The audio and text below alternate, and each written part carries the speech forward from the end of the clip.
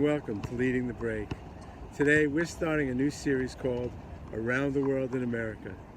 Each segment will feature an athlete who has come to the United States from a foreign country to play sports.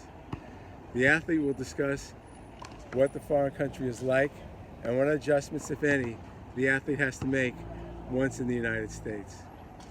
I'm pleased that our first segment today features Nika Muhl, born and bred in Croatia. Nika is a basketball player with the Seattle Storm of the WNBA. She recently completed a wonderful career as a player with the University of Connecticut, where she was a fan favorite.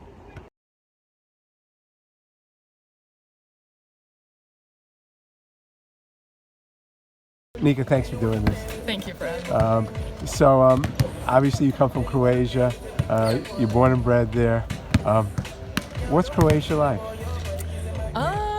I'd say it's like a really good mix of being able to be lazy and relax and do nothing, and also be passionate about so many things. I feel like, Croatian people are very hardworking people, very humble people, but we also know how to take a break and relax and do absolutely nothing for a whole day. Obviously, to me, Croatia is much more than just a country.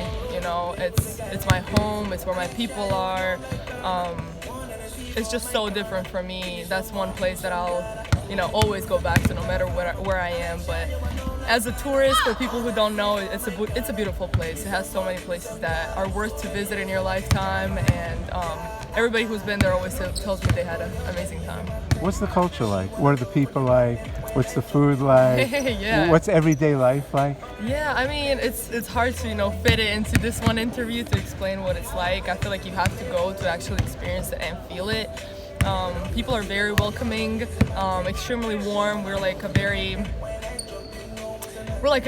welcoming nation. We love different people. We love meeting different cultures, and especially with a lot of tourists coming in Croatia in the past, 10, 15 years, it's kind of blown up, exploded. So you're always gonna hear singing, yelling. Us Croatians are very stubborn people. We're very competitive in everything in life. So just a very welcoming, warm, but also stubborn nation. It's only 4 million people. New York City's got 8 million people. I know, yeah. So is it not a crowded place, or it depends whether you're in Zagreb or a different city? I mean, do you feel the hustle and bustle, or is it a very slower pace than, let's say, New York? Extremely slow in pace. Living in Zagreb, which is like the main city, which is like the biggest city, I would say. I always thought there was so many people there, and so loud, so crowded. But once I got to United States, experienced so much bigger cities, kind of like New York, where we are right now. Going back home seems like the quietest place ever. Yes. So I feel like it's a good mix. You can find places where there's a lot of people, party, night out, kind of like more urban areas. But Croatia mostly consists of like very relaxed and laid back areas for like a vacation. But a vacation for us is every day over there. They say marine life is beautiful. Mm-hmm. The water is beautiful, the Adriatic Sea, yeah. The beaches. Is that something you get to experience being in Zagreb, since it's not near the beach? It's not near the beach, but it takes like minimum like an hour and a half to get to the nearest waters. And I was lucky as a kid, my parents, we didn't have, usually people that live in the inside usually have another house on the coast. We never did, so we were able to travel to a lot of different places for the summer, which I'm very grateful for. And yes, one of the most beautiful, if not the most beautiful coasts that I'm biased, but I'm also truthful, so beautiful coast, yeah. How about just in terms of freedom of expression, equal rights? How is Croatia in terms of, let's say, rights and freedoms? I feel like it can be better in terms of a lot of stereotypes, and specifically now that we're talking like, in terms of women's rights and equal opportunities, and just overall stereotypes with, the traditional woman and what that whole thing entails. I mean, I can get into it now, but there's still a lot of stigma to break in Croatia on a lot of different levels. But I feel like we're getting there, especially with this younger generations coming up, they understand some things from a different perspective. So yeah, I feel like, overall, it's a very free country, free of expression, but there are things that definitely should be worked on. So let's talk a little basketball.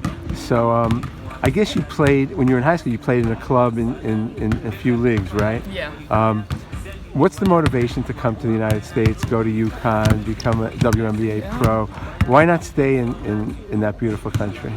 Yeah, I mean, that's a great question. I feel like now we come back to your last question where, equal opportunities. There is not a lot of opportunity to play basketball professionally and be extremely successful, and also study and have a degree and, kind of be successful in different areas at once, which is something that I hopefully is going to change in the future. So obviously that was the main thing for me. Also, the access to a lot of resources. I mean, being here in the States, I've had access to so many resources that don't even exist in Croatia, especially for women's basketball in general, but especially for women's sports and women's basketball.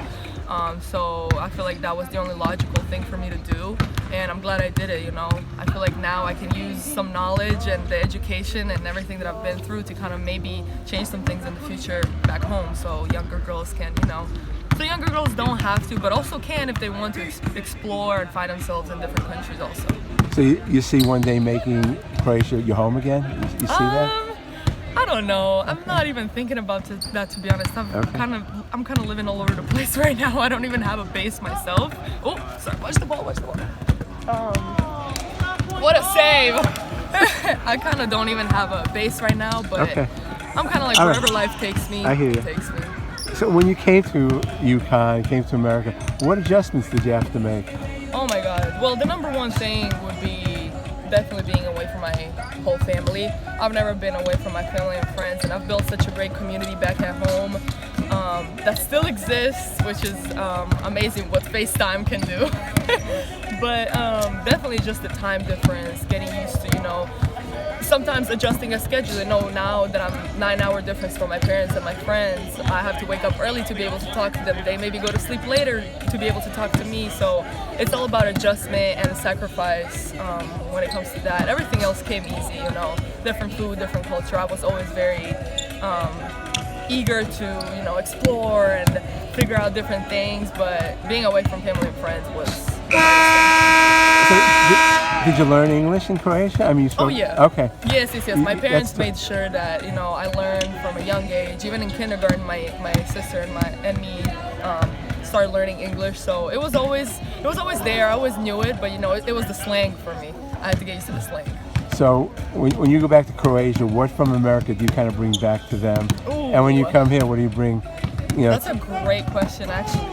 I feel like when I go to Croatia, people have so many questions, not a lot of people around me get to travel the world like I do. Basketball takes you so many places. So just being able to bring maybe a different perspective. There's not a lot of places where you can get perspective. I feel like traveling is the main thing.